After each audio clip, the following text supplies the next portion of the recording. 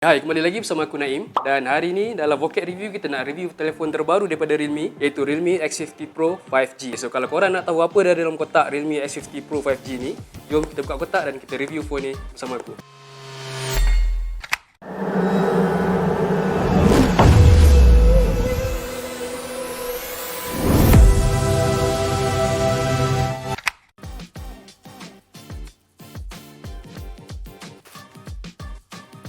Okey, macam biasa, welcome to Realme family. Ada casing macam biasa.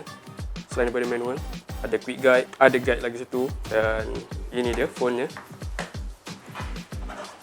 Selain daripada phone, okey, kita tengok dia punya charging cable. Ini charging cable type C. Dia ada juga dia punya adapter. Okey. Kalau korang nak tahu, Realme X50 Pro 5G ni adalah flagship punya phone. Kita buka dulu punya plastik cover. Dan colour yang kita dapat hari ni adalah colour moss green. Kalau korang boleh nampak ni colour hijau. Dia bukan neon punya hijau, tapi dia macam hijau gelap sikit lah. Okey, berbeza dengan Realme C11 sebelum ni ada kamera modul square. Kita ada kamera yang macam Realme X3 Pro sebelum ni.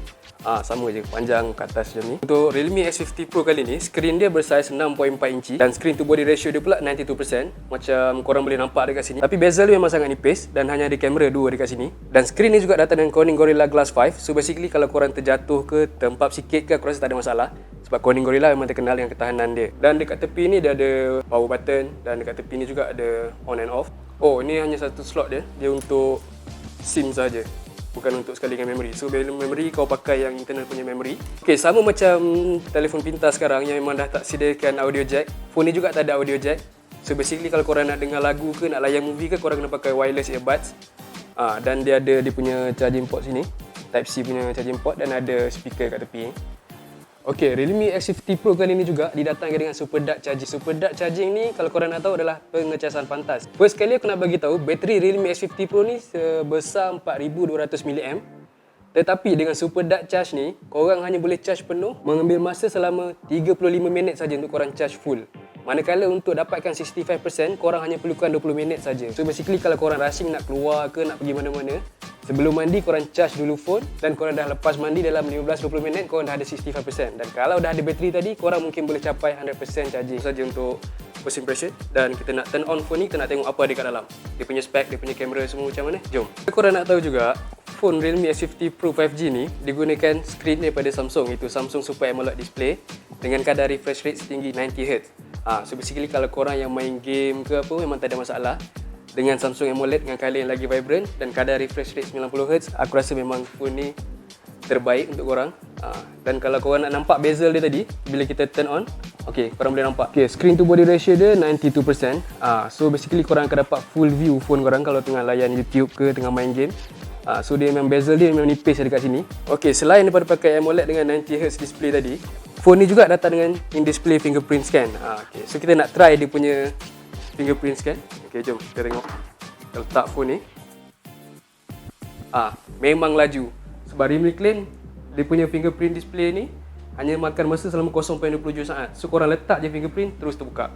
Okay, selain daripada menggunakan Samsung Super AMOLED screen, Realme X50 Pro kali ni juga datang dengan dua kamera depan. Satunya adalah yang 32 megapiksel ni, wide angle, dan satu lagi 8 megapiksel ultra wide angle. Dan kamera ni dibawakan khas daripada Sony. So kalau korang jenis yang suka selfie, jangan risau sebab ada dua kamera dekat depan.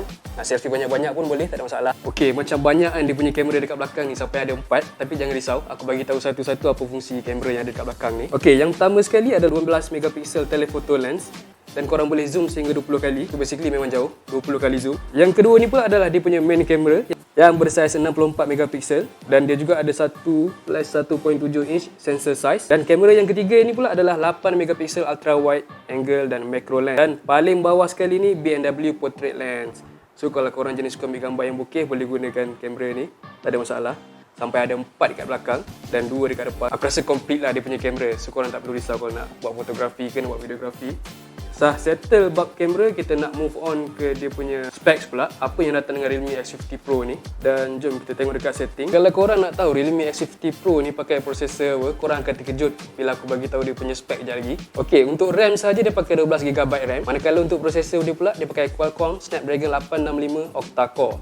Dan storage dia pula sebanyak 256GB in total, dan dipakai ColorOS dan juga Android 10. So performance wise memang phone ni tak ada masalah. Aku rasa ni memang flagship. Dia punya spek memang tinggi gila.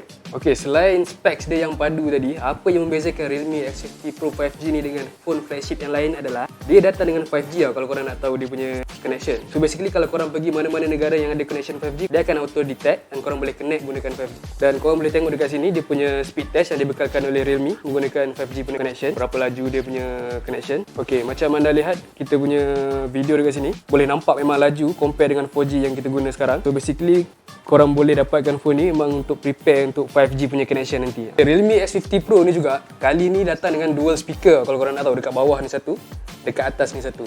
Dan apa yang special tentang speaker ni adalah dia dibekalkan oleh Dolby Atmos. So basically kalau korang nak dengar lagu ke, nak layan movie, nak main game, satu bilik memang confirm boleh dengar. Aku tak tahu korang boleh dengar ke tak, tapi sound dia memang kuat kalau nak compare dengan phone yang biasa punya. Aku rasa korang boleh dengar.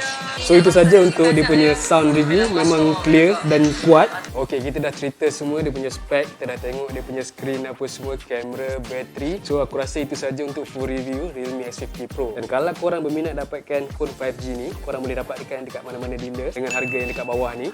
Dan aku rasa itu saja untuk review aku kali ni untuk Realme X50 Pro 5G. Jangan lupa like, share dan subscribe YouTube Vocat. So sekian, terima kasih. Jumpa lagi.